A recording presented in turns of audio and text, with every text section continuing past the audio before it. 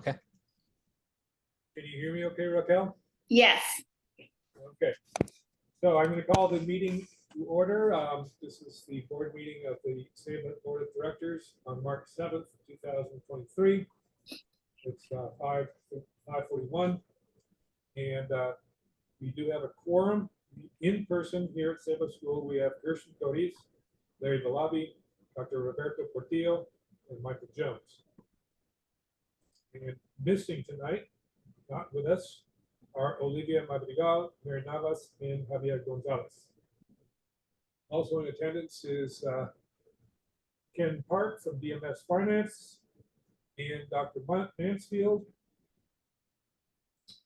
and Ms. Raquel Arenas Humphrey, who is the Parent Engagement Coordinator here at Salem School. So that is who is present. Hopefully everybody's had an opportunity to look at the agenda. Is there a motion to approve the agenda? Thank you. Dr. Portillo makes a motion to approve. Is there a second? I'll second. Mr. Larry Valabi seconds that motion. All those in favor say aye. Aye. Opposed? No opposed. The motion was unanimous. The agenda is approved. Go to public comments. And public comment is a time for anyone to share comments with the board that are not on the agenda. This is a time to share comments regarding items that are not on tonight's agenda. Would anybody like to make any public comments? Not hearing any, we will then go on to closed session.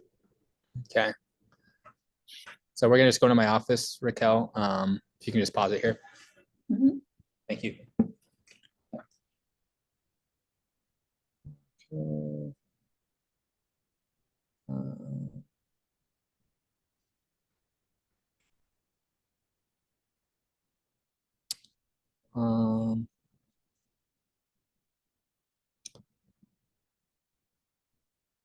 Okay, so now we're gonna go back to you, Michael, to report out from closed session. Okay, the board members would like to report on the outcome of the closed session, in which we listened to 4 student discipline cases.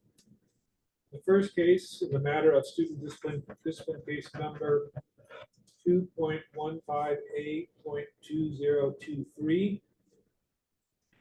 The board voted unanimously to approve the suspended enforcement of the stipulated expulsion order regarding confidential student discipline matter order number, again, 2.15A.2023.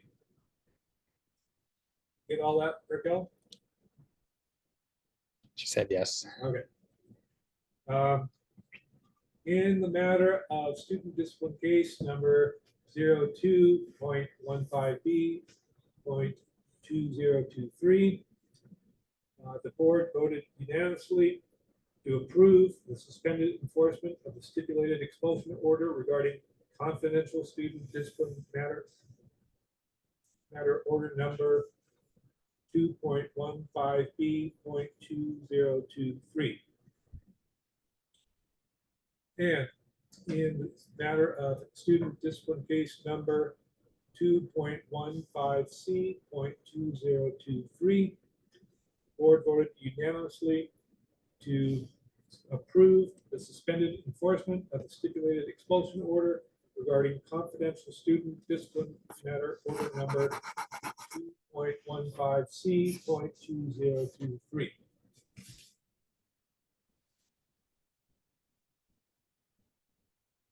And in the last matter, student discipline case number 2.23.2023. That was the one we just discussed. No, this one was also unanimous.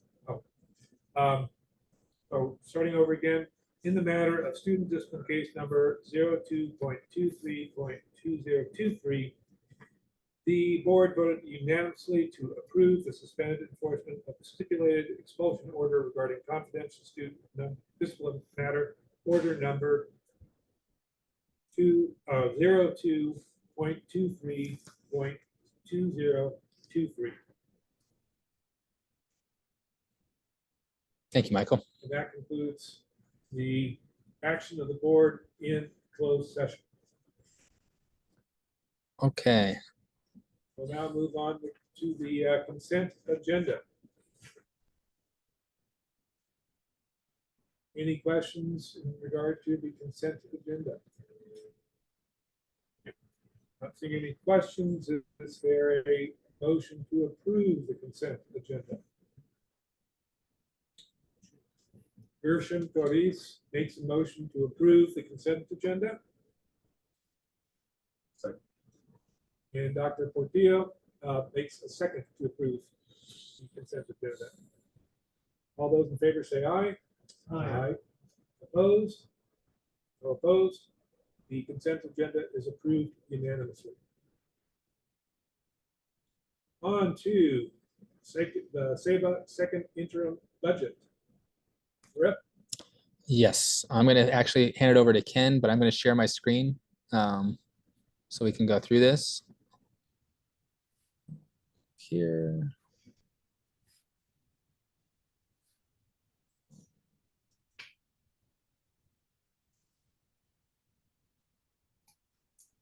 All right. Good evening, everyone. My name is Ken Park. I'm with Delta Money Solutions, financial services provider for SEBA Public Schools. Tonight, I'm here to present 22-23 second interim budget for SEBA for your approval. So this page is basically the summary page of where I'll be presenting, so we can just skip right ahead. Okay.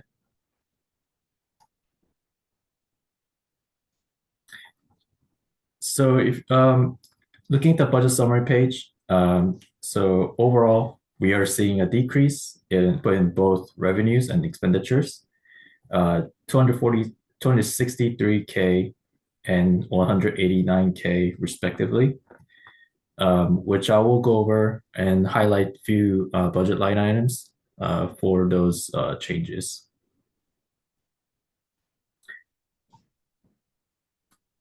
So looking at the revenues portion, we are seeing a decrease in LCFF revenue due to a decrease in projected P2 ADA.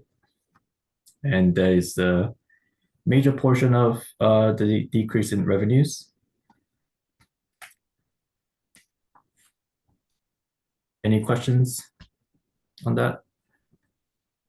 So the main reason the revenues are going down is because of the attendance level being lower. That is correct. We are seeing we're projecting a lower average daily attendance. It was compared to the first interim budget, which was projected 484, and now we're projecting around 476.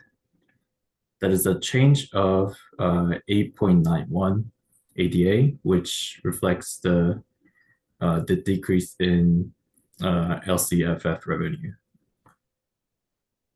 We had a lot of students out in the December time range for the tri-fluenza, whatever they called that, where it was like flu, COVID, and forgot what the third one was. And then, so that's impacted us and much of P2 here. So attendance has been better recently, but I don't know that's going to be enough to get that back up. So we wanted to make sure that that was reflected in the budget. So revenues are decreased. So it's an attendance issue, not an enrollment issue. No, but we had, I'm glad you brought that up. We had 4 students in the last 2 weeks in disenroll. And each one is somewhat unique, but that's also a concern because then that takes the total enrollment number lower. So we're working on that. One of the things that I think we're challenged with, and I'll probably bring this to the next board meeting, is when we enroll students in mid-year, oftentimes, especially in high school, they struggle to find their way. We have orientations, we have plans, but I feel like we do a good job at the start, but I'm not sure we have enough follow through once they're in the program. So I really want to look at that, and we'll explore that more in depth once I have some numbers to look at objectively. But that is going to influence this as well moving forward.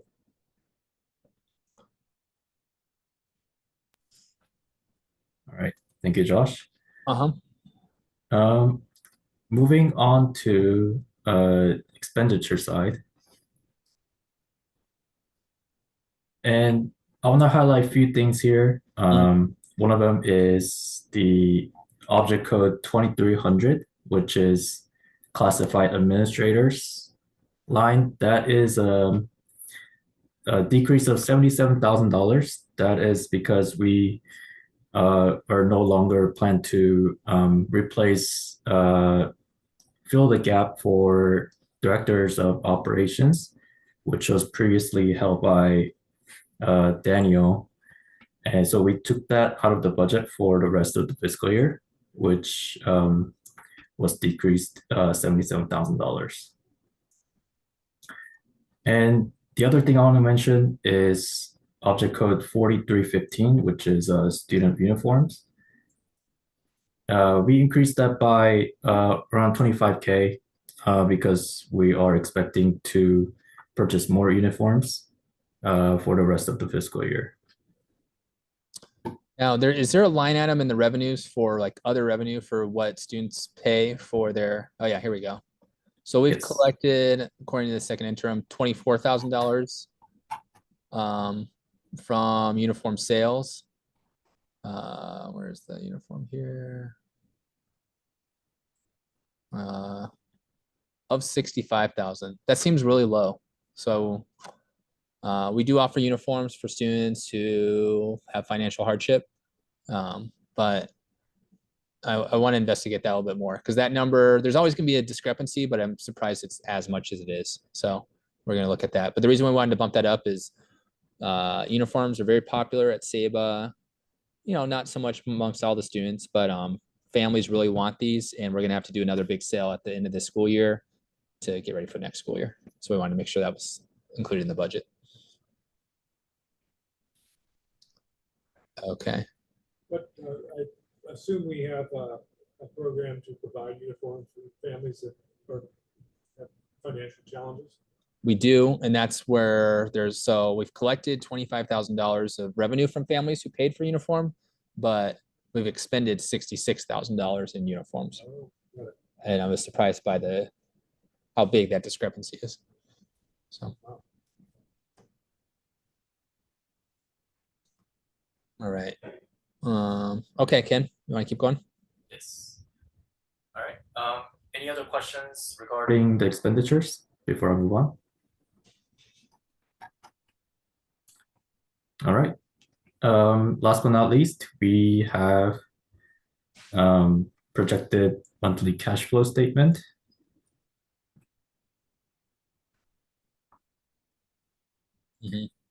And as usual, we are projecting to end the fiscal year with 284 days cash on hand, which is presented at the bottom of the report.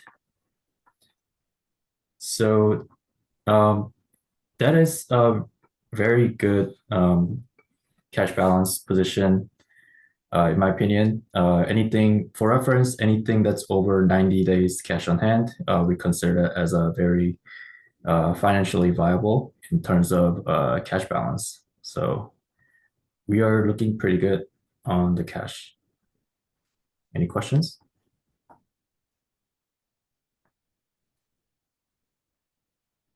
No questions. All right. And that is about it. Thank you, Ken. Thank you. Okay, let's move on then to 6B. We need a motion to approve the Got to approve the budget. the second interim budget. Yeah. The report that we do a monthly update, which we don't, but the interim budgets we do. I knew that. Is there a motion to approve the interim budget? Sure. Thank you, Larry. Larry made the motion to approve the budget. Is there a second? Second. Gershom provided the second. All those in favor say aye. Aye. Opposed? Motion is approved unanimously. Okay, now let's go on to 6B, policy educational rights for 18-year-old students. So recently there's been a lot of discussion around what rights students have upon turning 18, and if they have sole rights to their educational records, which they do, with a number of exceptions. And so sometimes students want to sign out without giving, that information to their parents or that from school, or they want to have the report cards sent to themselves and not to their parents, things like that. So we looked into this, and that is accurate. FERPA, once the student turns 18, they assume the age of majority, and they have the sole right to their educational records with certain exceptions. However, one exception I didn't realize until we looked into this was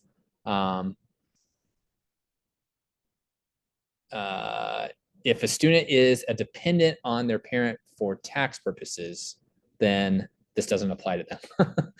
So, and honestly, I've always I never had heard that one, and it was kind of way down in the law, but it's there. So, and if they are claimed as dependent for tax purposes, then the parent can have access to their educational records. So we wanted to clean this up so that as students turn 18, typically during their senior year, there's a policy around this. Really, this grew out of the IEP and who had to come attend the IEP meetings, especially as they turn 18. So I'm asking the SAVA board to approve this educational rights of adult students policy for SAVA College Prep. Okay. I'll second. So Dr. Portillo made a motion to approve. It was seconded by Larry Delaby. All those in favor say aye. Aye. Opposed? None. Motion passes unanimously. All right. The next, go ahead. The next item on this is 6C, the 2023-24 teacher salary schedule. So because of SAVA's financial position that we just reviewed in that second interim budget, we looked at what COLA increase SAVA could provide to staff members this year. In the government's proposed budget in January, he recommended 8.13% COLA. After we did some review of where we're at, we have made the proposed decision to give staff members 9% pay increases, so a little bit above COLA. The reason for that is we're in a financial position to do that. 1, 2, it allows us to be competitive in the marketplace for teachers, which is becoming more and more of a competitive marketplace. One thing that came up even in the city council hearing last week was, do you have all your positions filled? And we do. And I think part of the reason we do is we have a competitive pay schedule. So I'm asking the board to approve this 23-24 credentialed teacher salary schedule with 91 days, which includes a 9% increase over the previous school year. Question I have is, I think I've asked this question before, I've heard the answer before, but I don't remember it. Okay, How does our pay schedule compare with the PBUSD's? it's higher. It's higher. Yes. And it depends on where you're at in the steps as to how much, but it is higher. Any other questions for Josh? Motion to approve the teacher salary schedule for 23-24. Dr. Portillo makes a motion to approve. Is there a second? Gershon Solis seconds. All those in favor say aye. Aye. Opposed? None. The motion passes unanimously. Okay, the next one up is, so there's 4 of these. So the next one up is the counselor salary schedule. They work 196 instead of 191 days. And this is their salary schedule for our counselors. It also has a 9% pay increase based on this year's salary schedule. Any questions for Josh? Motion to approve. Gershom makes a motion to approve. Is there a second? Second. Mr. Valavi, seconds. All those in favor say aye. Aye. Opposed? None heard. Motion passes unanimously. On to 6E. Support staff pay schedule. Thank you. So in this one, we also gave a 9% pay increase, and these are not salary schedules because they are paid hourly. And so what we have is a starting hourly rate, and then year 2, 3, 4, and 5 with a max hourly rate. So included in this pay schedule is interns, cafeteria staff, office coordinators, student activities. And so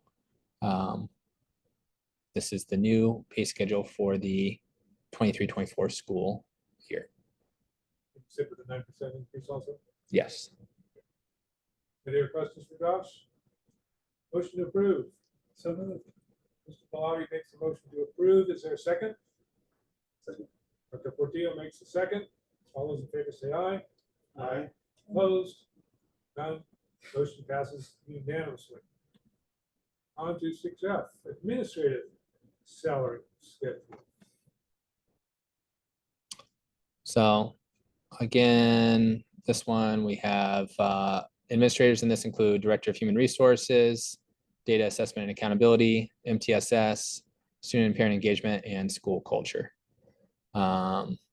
So this also has we had a salary schedule last year for administrators, and this is the updated one with a 9% increase. So you're not included in this. Is your compensation coming up at another point? Yes, and it has to be done by reviewing compensation of leaders at similarly sized schools in the similar regions. I remember that last year. When did we get to that? We could do it April or May.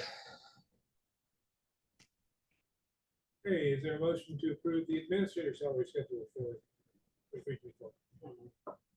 Gershom Maurice makes a motion to approve. Is there a second? Second. Or Mr. Valavi makes a second. All those in favor say aye. Aye. Opposed? None. Motion passes unanimously. And that takes us to the head of school report. All right, last one.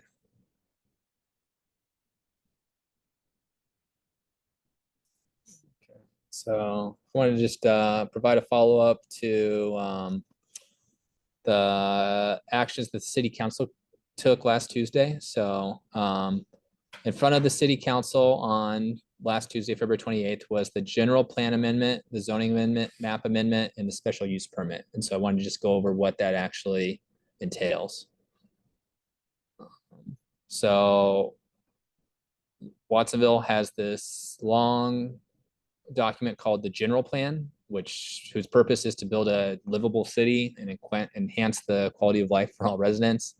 And they highlight that it's not strictly limited to land use issues, and it contains statements of public policy that directly affect children, youth, individuals, and seniors. But the city council, in their action on Tuesday, voted to approve an amendment to this, specifically in the land use diagram that's contained in that general plan. So going on to this next page here. Well, do you have any questions about that? No. So the general plan land use diagram, which is different than the zoning map, had Saba designated as industrial, the lot where we're at, and now that's going to be redesignated as institutional, as we've all learned about. And so that will allow for the permanent establishment of Saba on the site. And so that's what the city council voted to approve last Tuesday. In addition to that, there's also the Watsonville Municipal Code that outlines zoning districts in the city. And this is what I had up during that presentation. And the municipal code map that has the zoning districts is also being changed. And so this one is changing our lot where we're at from institutional to, or no, from industrial to institutional. So those are the two changes, the general plan and the zoning map And then the third part of last week's actions were a special use permit. So I wanted to just touch briefly on if your land use is allowed by right. So we have Olivera Plastering, who's right next door to us. They don't have a special use permit because their use of the land is already approved under the municipal code because they're in an industrial area. In the case of Saba, we need a special use permit because we're a school operating now on institutional land, but all schools require a special use permit. So the city council affirmed the special use permit that the community development department drafted. They did modify it slightly by adding 3 additional conditions. And all schools are required to have a special use permit like this when operating in land that we are operating in. So essentially, they say, okay, you can have a school here, but you need to take into account all the impacts that your school may have on the neighboring businesses and residents. So that special use permit was also approved by the city council last Tuesday. And there were 52 conditions that we have to comply with in that special use permit. And the city council drafted that the planning department drafted that, the city council approved it 4-3. And then I wanted to just briefly go over some of the conditions. So there's 38 conditions that we're already complying with. That includes accessibility signage, bioswale maintenance, which is out in front of the parking lot. I can show you that as we walk out. The sidewalk that you see driving in, our safe routes to school plan that I highlighted in the presentation last week. And then what we'll still need to do, there's 17 different conditions, but it's the crosswalks that we talked about, the school zone along Riverside. We have to have a sewer inspection. We have to have a metal roof on our trash enclosure installed. We have to begin the bike share program. We have to say that there's going to be carpool spaces. We have to flood-proof our existing building, and we're looking into what constitutes complete flood-proofing. We have to sign an indemnity agreement with the city of Watsonville. And now we'll also have to have biannual meetings with the city of Watsonville business community, and the city manager is going to arrange those. And then we have to have a complaint form available on our website for anyone that has a frustration with Saba. The Watsonville Community Development Department oversees this compliance with conditions. And then if we were to not comply with these within this specified time frame, there's what's called a revocation procedure that can be started. So to continue to occupy the space and be here, we will need to make sure that we're following through on each of these conditions. Have some questions about this? Yeah, absolutely. That's why it's here. So is the Watsonville Community Development Department the same thing as the planning department? Yeah, it's essentially the principal planner, Justin Meek, is within that community development department, who's led by Susie Miriam. I think you answered one of my questions in here is that the meetings with the business community are going to be, if the burden of arranging that meeting is going to be on the city manager. That was left open. And I still haven't seen the actual draft of what that new condition will look like. We'll get that within a month of the next city council meeting. But I did share that I was concerned that I don't know if John Martinelli or somebody else may want to come to Saba's cafeteria to have a meeting with me twice a year. I said maybe we could have a meeting at the city council chambers. And Mr. Mendez, the city manager, was receptive to that.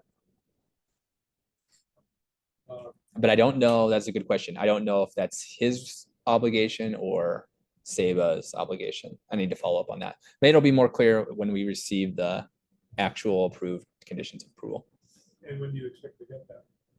So great question. After the second reading. So to approve this general plan land use diagram, they have to do a second reading, which is going to occur on March 14th.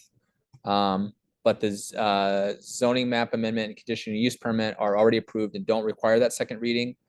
And then we anticipate getting the signed resolutions for all 3 of these items within 30 days of that March 14th meeting. So April 14th, to answer your question. I do think that there might be people at the city council meeting. This is gonna occur, this second reading on the consent agenda on March 14th. And I do think there will be people there trying to push back on that being approved. So I do anticipate it being approved, but I also think that there'll probably be people there to, want to push back or litigate it. Well, I would say it would seem to me to be likely that certain council members would move to remove this item from the consent agenda and bring it up for discussion. It's a possibility. That said, yeah, so I think there's probably, that is a great point. I'm gonna go to that meeting on the 14th. And yeah, because I really do want to see if that is actually the final outcome of this decision that was occurred on the 28th. And yeah, there's a number of things that could occur, including that. Okay, and that concludes my head of school report. Did you have any other questions about this? No questions, but I would like to state for the record that sure I'm joined by my fellow board members in expressing our great esteem and pride in the way that you managed this process, the way that you presented your side of the issue with such great composure in the face of what I consider to be, what in my opinion was completely uncivil behavior on the part of some people at that meeting. And not only your composure, but the composure of the SABA community. It was awe-inspiring to see how many parents showed up and how many parents, when they were told that they were only going to have a minute to speak, were able on the fly, and I'm talking everybody from sixth graders to parents, to whittle their comments down to 1 minute, which wasn't the case for some other people at the meeting. They did so with good humor and with professionalism and with eloquence, and it really made me proud to be a member of the SABA community. And that was due to your leadership. And so I wanted to recognize you tonight for that work. Well, thank you very much, Michael. It means a lot. And yeah, thank you all. I appreciate that. And just to follow up on that, I think we're all in awe about what the students and parents shared. We're going to have a SABA Quince. It's our 15th year of our school. We founded in 2008 in May 12th, I think it is. And it's going to be at the fairgrounds, but we want to blow up some of the quotes that the students shared and parents and have those as like highlighted as you come in. It's going to be like a dinner and a dance, but we want to kind of celebrate what the community did together at that SABA Quince in May. And of course, you all will be invited. So, yeah. All right. Okay. Before we wrap up here, the last one that we had on this was we had not had our 2022-23 retreat. So what is everyone's availability for a board retreat between now and the end of school? Do we want to have this conversation over email? Do we want to try and decide it here? Do you have a preference? Pretty open. Do we prefer Saturday? Do you want to pick a Saturday or do you want to do a weekday night? The previous one was like 3.5 hours. 9 to 12. Yeah. You could do 9 to 12. Yeah.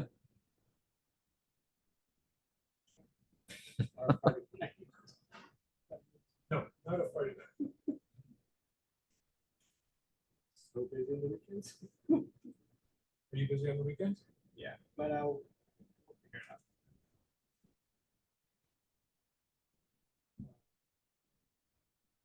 Three hours, try to a year.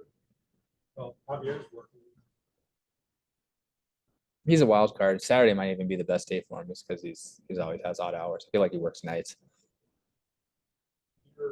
You're working. What? I'm open. I could be here. I could be.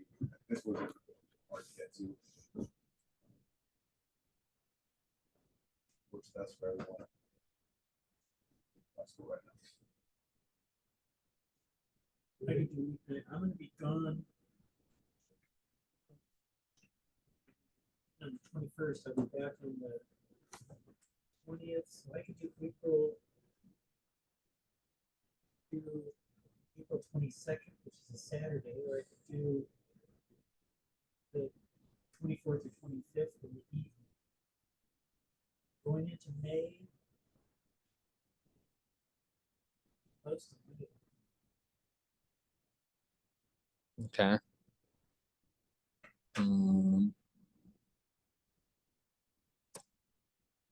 Do you want to push it out to May? I could tell what I could do is send out an email and do, all right, here's a few dates in May and see what the other three say. Yeah, I'm good on, I'm occupied on the 22nd, 29th, and 6th. May? Of no, April. Oh, So I could do, I'm sorry, 22nd and 29th of April, and then the 6th of May. I could do the 13th of May. Maybe 13. You can do the 13th.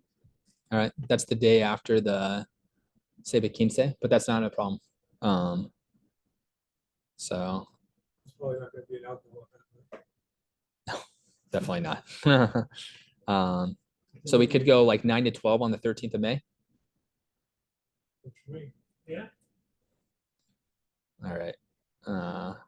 Let's tentatively plan for that, and then I'll send out an email to Mary and Olivia and Javier and see if they're able to attend that day as well.